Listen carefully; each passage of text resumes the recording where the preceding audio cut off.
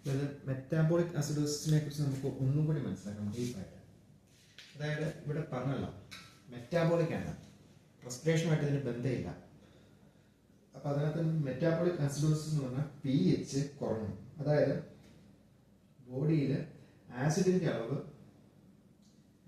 അളവ് ബോഡിയിൽ കൂടി. അപ്പം കാർബൺ ഡൈ ഓക്സൈഡ് ബേസ് ആണ്, ആസിഡാണല്ലോ. അപ്പൊ പക്ഷെ കാർബൺ ഡൈ ഓക്സൈഡ് കൂടുമ്പോഴാണ് ഇത് സംഭവിക്കേണ്ടത്.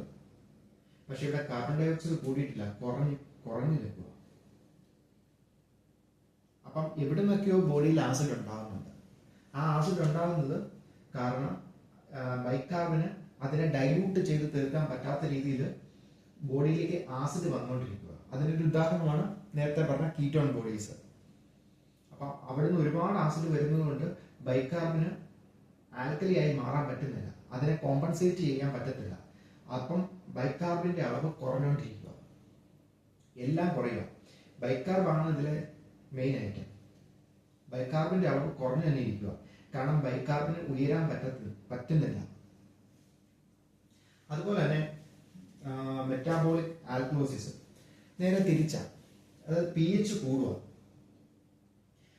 എന്ന് വെച്ചാൽ ബോഡി ഇപ്പം ആൽക്കലി ഓക്സിജന്റെ അളവ് ബോഡിയിൽ കൂടി. പക്ഷെ കൂടിയത് സാധാരണ കാർബൺ ഡൈ ഓക്സൈഡ് കൂടുമ്പോൾ അത് കുറയേണ്ടതാണ്. പക്ഷെ കാർബൺ ഡൈ ഓക്സൈഡ് കൂടി തന്നെയാണ് നിൽക്കുന്നത്, കാരണം 45-ന് മേളിലാണ് നിൽക്കുന്നത്, കൂടിയാണ് നിൽക്കുന്നത്. അപ്പൊ കാർബൺ ഡൈ ഓക്സൈഡ് ആയിട്ട് ഇതിന് ബന്ധമൊന്നുമില്ല. പക്ഷെ ഇവിടെ കൂടിയിരിക്കുന്നുണ്ട്, HCO3 കൂടി കിടക്കുക. HCO3യുടെ കൂടുതലാണ് പ്രശ്നം, മനസ്സിലായോ? അപ്പം എവിടെ നിന്നൊക്കെയോ ബോഡിയിൽ ആൽക്കലൈൻ ആയിട്ടുള്ള സംഭവങ്ങൾ അക്യുമുലേറ്റ് ചെയ്തുകൊണ്ടിരിക്കുക. പലപ്പോഴും ഇതിന് കാരണം വോമിറ്റിംഗ് ആയിരിക്കും. നമ്മൾ ഫ്രീക്വന്റ് ആയാലും കണ്ടിന്യൂസ് ആയിട്ടുള്ള വോമിറ്റിംഗ് ആണ്. അപ്പം വോമിറ്റ് ചെയ്യുമ്പോൾ എന്താണെന്ന് വെച്ചാൽ ആസിഡ് ആണല്ലോ, HCl ആണല്ലോ നമ്മുടെ ഈസോഫാഗസിനകത്ത്, സ്റ്റൊമക്കിനകത്ത് കിടക്കുന്നത്. അപ്പം അത് ആ കണ്ടന്റ് മുഴുവൻ പുറത്തേക്ക് വരുമ്പോൾ സ്വാഭാവികമായിട്ട് HClന്റെ ഡിക്രീസ് ഉണ്ടായി ബാക്കി അകത്തേക്ക് പോകുമ്പോൾ അവിടെ ഉള്ളവരെല്ലാം ആൽക്കലിയാണ്. അപ്പം ആൽക്കലിയുടെ അളവ് ബോഡിയിൽ കൂടി.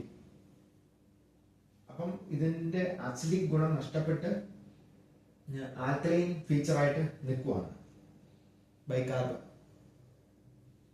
ബൈകാർബിന് താങ്ങാൻ ന്യൂട്രലൈസ് ചെയ്ത് കളയാൻ പറ്റുന്നതിലും കൂടുതൽ ബോഡിയിലേക്ക് ആൽക്കലോസിസ് വന്നുകൊണ്ടിരിക്കുകയാണ്, ആൽക്കലൈൻ അടങ്ങിയ പദാർത്ഥങ്ങൾ വന്നുകൊണ്ടിരിക്കുകയാണ്.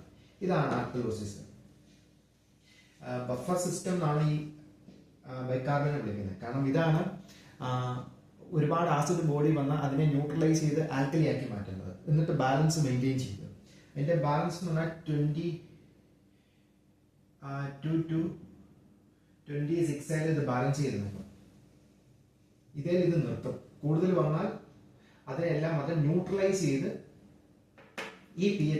ഈ ലെവലിൽ നിർത്തും. പക്ഷെ ഇവിടെ അത് പരിപാടി നടക്കുന്നില്ല, കാരണം അതിന് താങ്ങാൻ പറ്റുന്നതിലും കൂടുതൽ ആൽക്കലി ഇവിടെ വന്നുകൊണ്ടിരിക്കുക. ഇവിടെയാണെങ്കിലും താങ്ങാൻ പറ്റുന്നതിലും കൂടുതൽ ആസിഡ് വന്നുകൊണ്ടിരിക്കുക. കാർബൺ ഡൈ ഓക്സൈഡ് ആയിട്ട് അല്ലെ ഓക്സിജനുമായിട്ട് ഇതിനധികം ബന്ധമില്ല.